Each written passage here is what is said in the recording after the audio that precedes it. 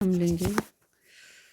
इस वीडियो में हम बात करेंगे भारतीय राष्ट्रीय कांग्रेस के उग्र राष्ट्रवादी दल के बारे में, इनके जिसको गर्म दल कहा जाता है।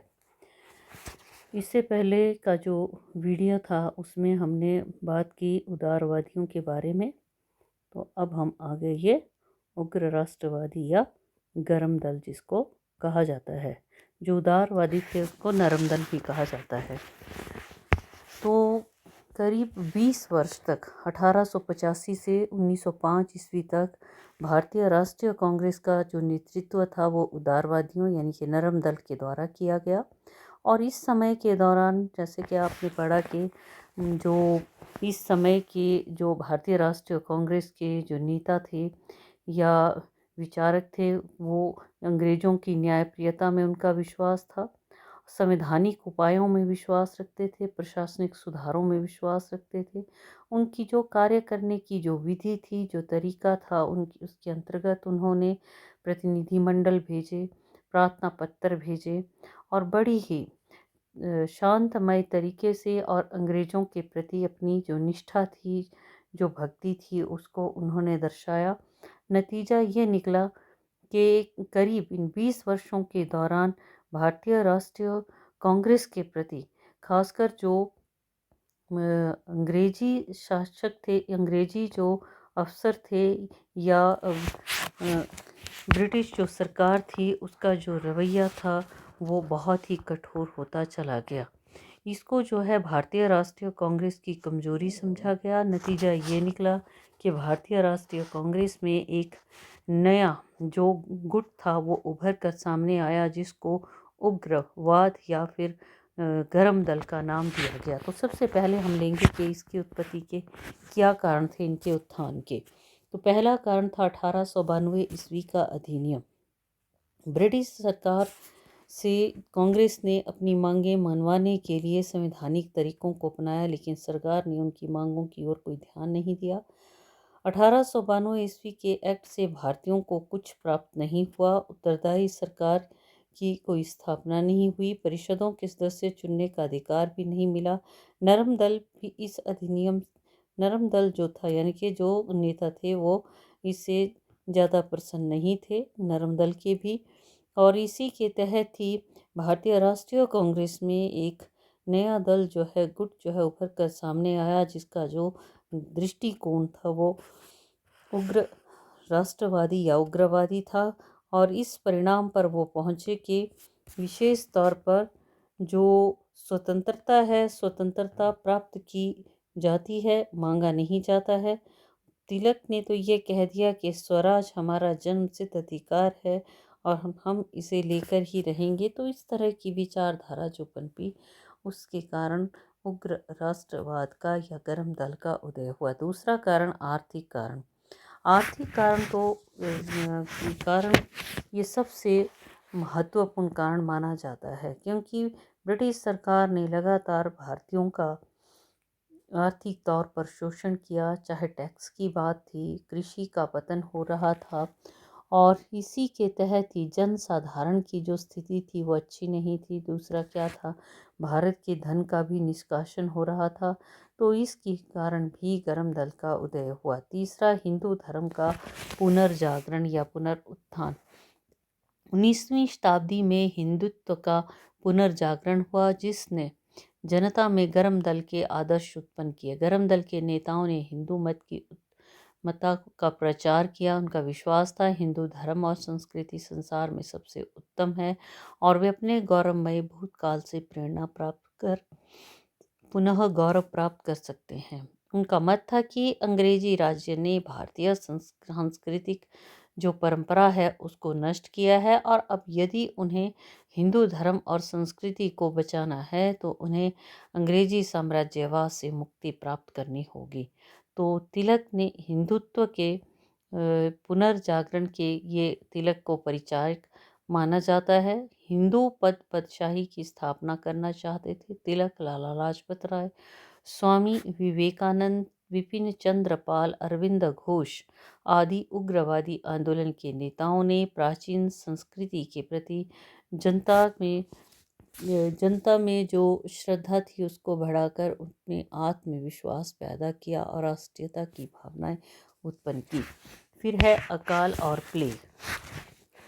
इस समय के दौरान क्या हुआ कि अकाल और प्लेग जो है ये की चपेट में लोग आए 1897 ईस्वी में। सरकार ने इस तरफ कोई ध्यान नहीं दिया। हजारों की संख्या में जो लोग थे वो अकाल की चपेट में आ गए। लोग अकाल से पीड़ित थे तो सरकार महारानी विक्टोरिया के जयंती का जो उत्सव था, रजत जयंती का उत्सव मना रही थी। भारत का धन लुटाया जा रहा था। बम्बई में प्लेग फैला।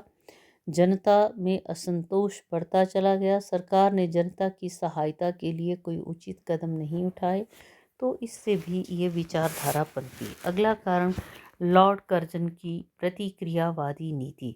लॉर्ड कर्जन उदार व्यक्ति नहीं था, प्रतिक्रियावादी और नौकरशाही प्रवृत्ति का था। उसे भारतीयों से कोई सहानुभूति नहीं थी। साम्राज्यवादी नीति और निरंकुशतापूर्ण कार्यों के कारण भारत में जो लोग थे वो उसके विरुद्ध हुए। भारतीयों को योग्य नहीं समझता था उच्च पद के, और भारत को कभी भी एक राष्ट्र मानने के लिए तैयार नहीं था। उसका कहना था भगवान ने अंग्रेजों को भारत पर राज करने के लिए चुना है और भारत को स्वतंत्र करना नहीं है। तो स्वतंत्र करना भगवान की इच्छा के विरुद्ध कार्य करना है, ये उसका मानना था। तो कर्जन ने बहुत से कुछ ऐसे कार्य किए, जैसे 1899 में कलकत्ता कॉरपोरेशन एक्ट, 1904 में भारतीय विश्वविद्यालय अधिनियम, इसी के तहत ही 1904 में उसने ऑफिशियल सीक्रेट्स एक्ट, सरकारी गोपनीयता अधिनियम, ये पास करवाया, जिसके अनुसार नागरिक मामलों में जो के विषय में सूचना को भी सरकारी गोपनीयता के अंदर लाया गया। उसने चीन, तिब्बत और फारस की खाड़ी में सैनिक अभियान चलाकर अपने साम्राज्य के हितों की रक्षा की, लेकिन इसका आर्थिक बोझ भारतीयों के ऊपर पड़ा, तो उसकी नीति के कारण भारतीयों में रोष फैला, और इसके कारण भी भारतीय राष्ट्रीय कांग्रेस में ये जो गर्म दल है इसकी उत्पत्ति हुई या इसका उदय हुआ। अगला है अफ्रीका में भारतीयों से दुर्व्यवहार। अफ्रीका में रह रहे जो भारतीय थे उनके साथ दुर्व्यवहार किया गया। उनको एक देखा जाए तो ना तो उनको सार्वजनिक क्षेत्र में जाने की अनुमति थी और ना ही वो रेलवे के विशेष तौर पर फर्स्ट क्लास अपार्टमेंट में यात्रा कर सकते थे, ना ही उनको साथ ही साथ रात को 9 बजे के पश्चात घर से बाहर भी नहीं निकल सकते थे। तो इस तरह का दुर्व्यवहार जो किया गया उससे भी ये रुष्ट थे और इसलिए भी गर्म दल का उदय हुआ। फिर अगला है अंतर्राष्ट्रीय घटनाएं। कुछ अंतर्राष्ट्रीय घटनाएं ऐसी घटी जैसे 1904-05 में रूस जापान युद्ध हुआ और रूस जो है जापान से हार गया। तो इसी के साथ साथ एबिसिनिया ने इटली को हराया। तो ये जो कुछ घटनाएं थी इससे भारतीय प्रेरित हुए कि जो छोटे छोटे राष्ट्र हैं इतने विशाल राष्ट्रों को पराजित कर रहे हैं, तो भारत तो विशाल है और इस छोटे से राष्ट्र इंग्लैंड से आए इन मुट्ठी भर लोगों को हरा सकता है, और इसलिए भी जो ये विचारधारा थी गर्म दल की वो पनपी। फिर अगला है बंगाल का विभाजन। अंग्रेजों ने भारतीयों में फूट डालो और राज करो की जो नीति थी उस नीति के अंतर्गत हिंदू और मुसलमानों में सांप्रदायिकता के बीज बो दिए और उन्होंने बंगाल को 1905 ईस्वी में 2 भागों में कर दिया, एक मुस्लिम बहुसंख्यक और दूसरा हिंदू, और इससे भी लोग भड़क उठे और इसलिए भी ये जो गर्म दल है इसका उदय हुआ। फिर अगला है सरकार की दमनकारी नीति।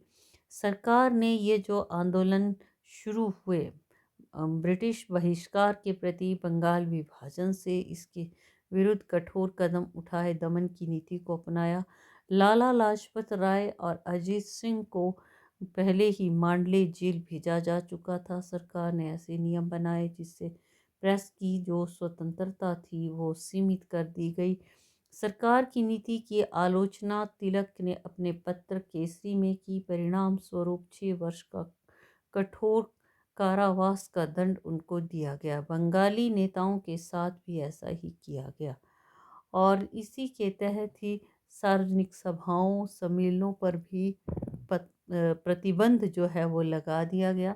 तो सरकार की इस दमन नीति से भी ये जो गर्म दल है इसका की उत्पत्ति हुई। फिर है सूरत अधिवेशन और कांग्रेस में फूट। क्या हुआ कि 1905 में बनारस का अधिवेशन असफल रहा भारतीय राष्ट्रीय कांग्रेस का, और इसके पश्चात जो है भारतीय राष्ट्रीय कांग्रेस का 1906 में अधिवेशन हुआ कलकत्ता में। दोनों दलों में यानी कि अब तक जो थे दो विचारधारा के जो धाराएं जो थी ये भारतीय राष्ट्रीय कांग्रेस में पनप चुकी थी। तो कलकत्ता के अधिवेशन में दोनों दलों में संघर्ष होते होते बचा। 1907 ईस्वी में सूरत में के अधिवेशन में खूब जो थी खलबली मची, पुलिस की सहायता लेनी पड़ी और इस अधिवेशन में दादा भाई नारोजी ने घोषणा की कि कांग्रेस का उद्देश्य संवैधानिक और शांतिपूर्ण पूर्वक ढंगों से डोमिनियन स्टेटस प्राप्त करना है। दंगे के कारण अधिवेशन जो था वो स्थगित करना पड़ा और दोनों दल एक दूसरे से अलग हो गए। नरम दल वालों ने अपनी अलग बैठक में अपने संविधान का निर्माण किया और किसी भी जो उग्रवादी यानी कि जो गर्म दल को अपने दल में शामिल नहीं करने से इनकार कर दिया। उधर गर्म दल वालों ने अपनी जो थे ये गतिविधियां तीव्र कर दी और तिलक ने देश के कोने कोने में देशभक्ति की भावना को प्रज्वलित करने का बीड़ा जो है उठाया। तिलक ने कहा, हम स्वयं अपने भाग्य के स्वामी हैं और स्वयं शासन कर सकते हैं। यदि हम ऐसा करने का पक्का निश्चय कर लें, स्वराज्य हमसे अधिक दूर नहीं है। ये उसी क्षण हमें मिल जाएगा जब हम स्वयं अपने पांव पर खड़ा होना सीख जाएंगे। स्वराज मेरा जन्म सिद्ध अधिकार है और मैं इसे लेकर ही रहूँगा, ये तिलक का कहना था। फिर अगला है बाल पाल तथा लाल का नेतृत्व। लाल बाल पाल मतलब लाला लाजपत राय, बाल मतलब बाल गंगाधर तिलक और पाल विपिन चंद्र पाल। तो इनका जो योग्य नेतृत्व था उस नेतृत्व से भी जो उग्र राष्ट्रवादी विचारधारा थी ये पनपे। तो ये थे भारतीय राष्ट्रीय कांग्रेस का ये दूसरा दल, गर्म दल। अब लेंगे हम गर्म दल के जो कार्यक्रम था और इसके सिद्धांत क्या थे। गर्म दल यानी कि ये जो आंदोलन था इसके आरंभिक चरणों में देखा जाए भारतीय राष्ट्रीय कांग्रेस के उदारवादियों को बोलबाला रहा, लेकिन उनकी नरम नीति के फलस्वरूप 20वीं शताब्दी के प्रारंभ में धीरे धीरे उग्रवाद शक्ति पकड़ने लगा। लोकमान्य बाल गंगाधर तिलक, विपिन चंद्र पाल, लाला लाजपत राय, जिन्हें साधारणतया लाल बाल पाल के नाम से जाना जाता है, प्रसिद्ध हुए और इन्होंने अपना जो कार्यक्रम था उसको भी तैयार किया। तो इनके कार्यक्रम का पहला सिद्धांत था स्वतंत्रता प्राप्त करना, जिसको कि वो अपना जन्मसिद्ध अधिकार मानते थे। जैसा कि तिलक ने भी कहा, स्वराज्य मेरा जन्मसिद्ध अधिकार है और मैं इसे लेकर रहूँगा। दूसरा, उग्रवादी भारतीय सभ्यता और संस्कृति को संसार की सबसे उत्तम सभ्यता संस्कृति मानते थे। वे अपने गौरवमय भूतकाल से ये माना जाता है कि प्रेरणा प्राप्त कर पुनः गौरव प्राप्त करने के अभिलाषी थे। उनका कहना था कि अंग्रेजी राज्य ने भारतीय सांस्कृतिक जो परंपरा है उसको नष्ट कर दिया है। अरविंद घोष के शब्दों में, स्वतंत्रता जीवन का ध्येय है और हिंदुत्व ही हमारी इस इच्छा को पूरी कर सकता है। फिर तीसरा, उग्रवादियों का अंग्रेजों की न्यायप्रियता और ईमानदारी में बिल्कुल भी विश्वास नहीं था। अंग्रेजी सरकार के स्वामी भक्त बनकर वो रहना नहीं चाहते थे। उनको जो बुरा लगता था उसको वो बुरा कहना ज़्यादा पसंद करते थे, ना कि अंग्रेज़ों की चापलूसी करना। फिर अगला, उग्रवादी अपने उद्देश्य की प्राप्ति के लिए संवैधानिक साधनों के प्रयोग में विश्वास नहीं रखते थे। वे इसकी प्राप्ति के लिए अहिंसात्मक आंदोलन के पक्ष में थे। भिक्षावृत्ति छोड़कर भारतीयों को आत्मनिर्भर बनाने के पक्ष में थे। फिर अगला, पांचवा, उग्रवादी रचनात्मक कार्य और भारतीयों के शारीरिक तथा नैतिक उत्थान में विश्वास रखते थे और भारतीयों को अंग्रेजों के विरुद्ध संघर्ष करने के लिए तैयार करने के पक्ष में थे। विदेशी माल का बहिष्कार करना और इसके साथ साथ राष्ट्रीय शिक्षा को प्रोत्साहित करना, ये उनके प्रमुख उद्देश्य थे। तो ये थे गरम दल के उद्देश्य इत्यादि। अगला लेंगे हम उन्होंने अपना जो कार्य करना का उनका तरीका था वो किस तरह के थे। उनके जो कार्य करने के तरीके लाला लाजपत राय, विपिन चंद्र पाल, बाल गंगाधर तिलक इत्यादि ने जो है, ये जो नरम दल या नरम पंथियों से उनके तरीके भिन्न थे। उन्होंने सहयोग के ढंग न अपनाकर विरोध के तरीके अपनाए, क्योंकि वे समझते थे कि विदेशी साम्राज्य भारत से उखाड़े बिना देश का कल्याण नहीं हो सकता। अंग्रेजों के रहते हुए हर प्रकार के भारत का या भारतीयों का हर प्रकार से शोषण होता रहेगा। भारतीय भूख और अकाल की चक्की में पिसते रहेंगे। वे अंग्रेजों को हटाने के लिए शक्ति के प्रयोग में विश्वास रखते थे।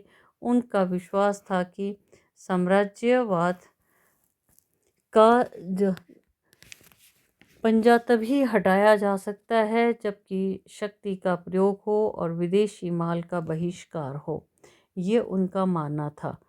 इन्होंने अपने उद्देश्यों की प्राप्ति के लिए संवैधानिक साधनों के प्रयोग में बिल्कुल भी विश्वास नहीं किया। अहिंसात्मक आंदोलन के पक्ष में थे। भिक्षावृत्ति को छोड़कर भारतीयों को आत्मनिर्भर बनाने के पक्ष में थे। उग्रवादी रचनात्मक कार्य और भारतीयों के शारीरिक तथा नैतिक उत्थान में भी विश्वास रखते थे। इसके बाद लेंगे हम उनकी क्या क्या उपलब्धियां थी। तो उपलब्धियों में इन्होंने राष्ट्रीय आंदोलन को एक नई दिशा प्रदान की। ब्रिटिश सरकार के प्रति जो सहयोग था, सहयोग की नीति से हटकर विरोध की नीति को अपनाया।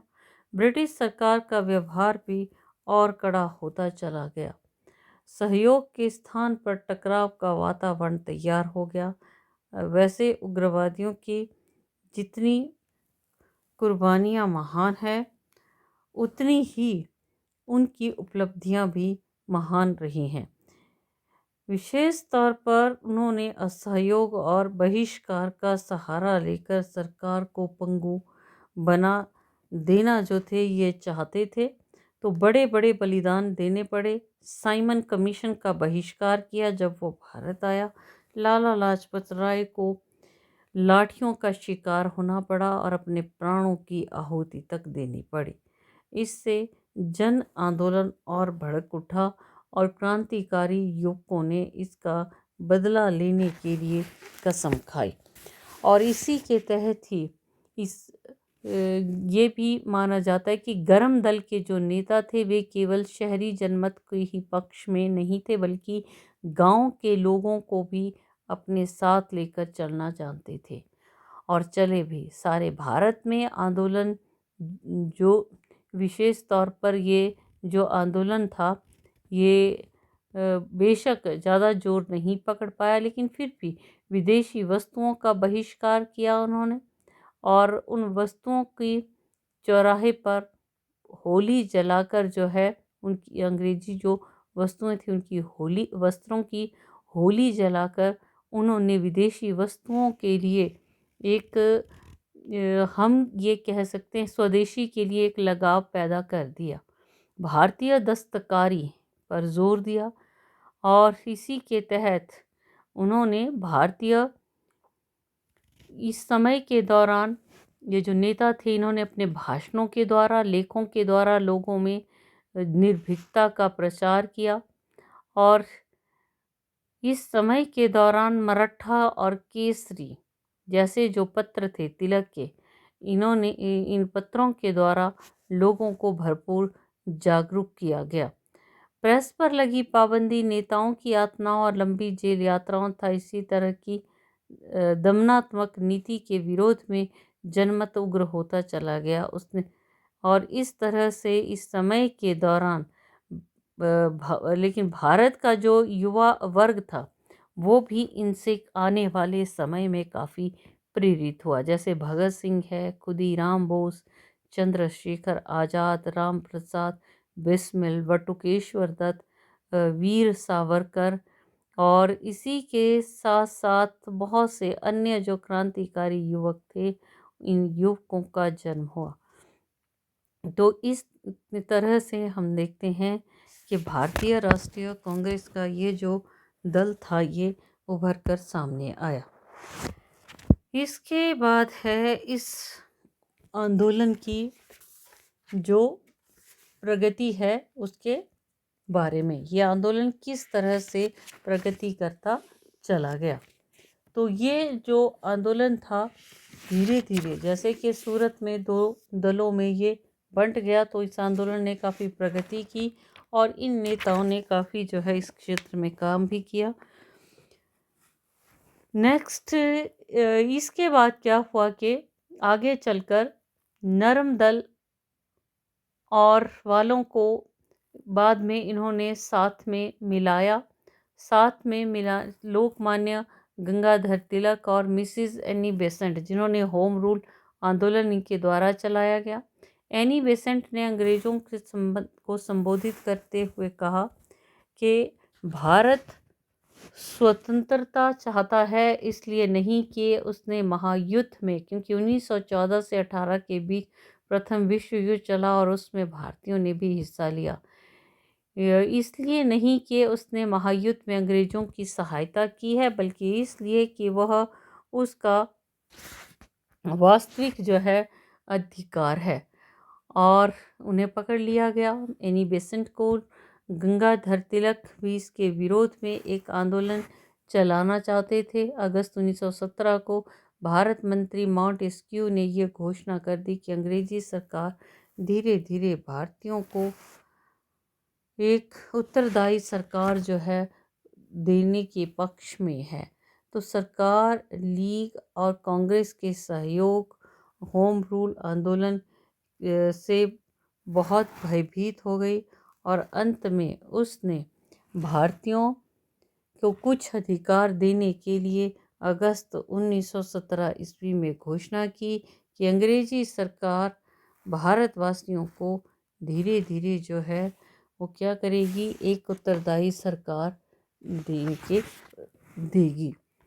तो इस तरह से आगे चलकर जो है ये दोनों दल एक हो गए। लखनऊ पैक्ट भी हुआ 1915 में और अन्य प्रकार से, और इस तरह से ये दोनों दल एक हो गए, उग्रवादी भी और उदारवादी भी। नेक्स्ट लेंगे उदारवादी और उग्रवादियों में अंतर।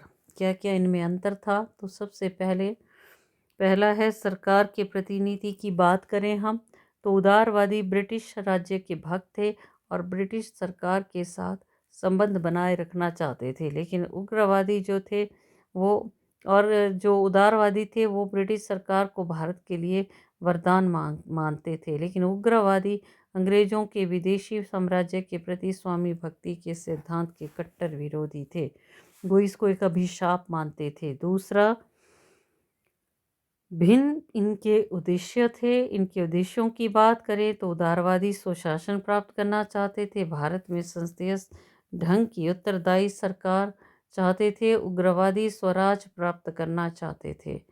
और उनका मत था यदि ब्रिटिश सरकार को वास्तविक परिस्थितियों में से परिचित करवाया जाए तो वह ये माना जाता कि उनका ये मानना था उदारवादी सरकार के सहयोग से प्रशासनिक सुधारों के पक्ष में थे, जबकि उग्रवादी लड़कर नव निर्माण करना चाहते थे। तीसरा जो है, ये इनके तरीकों की बात करें तो तरीके भी इनके भिन्न भिन्न थे, और भिन्न भिन्न तरीके जो थे ये इनके द्वारा अपनाए गए। दोनों दलों में यदि हम ये कहें कि किस प्रकार के तरीके जो थे अपनाए गए, तो उन्होंने जो तरीका अपनाया, डेपुटेशन भेजे, इनके प्रतिनिधिमंडल प्रार्थना पत्र भेजे, और जबकि इन्होंने जो है सक्रिय विरोध किया। इसके साथ साथ रास्ते ये अलग अलग इनके द्वारा अपनाए गए, इनके सिद्धांत भिन्न थे, और नेताओं के बारे में भी। जहाँ उदारवादियों के जो नेता थे उनमें सुरेंद्रनाथ बनर्जी, दादा भाई नौरोजी इत्यादि के नाम जो हैं ये उल्लेखनीय है। और इसी के साथ साथ दूसरी तरफ हम बात करें तो उनमें लाला लाजपत राय, विपिन चंद्र पाल, और साथ ही साथ इसके अतिरिक्त बाल गंगाधर तिलक, अरविंद घोष इत्यादि प्रमुख इनके नेता थे जो उग्र राष्ट्रवादी विचारधारा को रखते थे। तो ये थे उग्रवादी नेताओं के बारे में हम अगले वीडियो में बात करेंगे।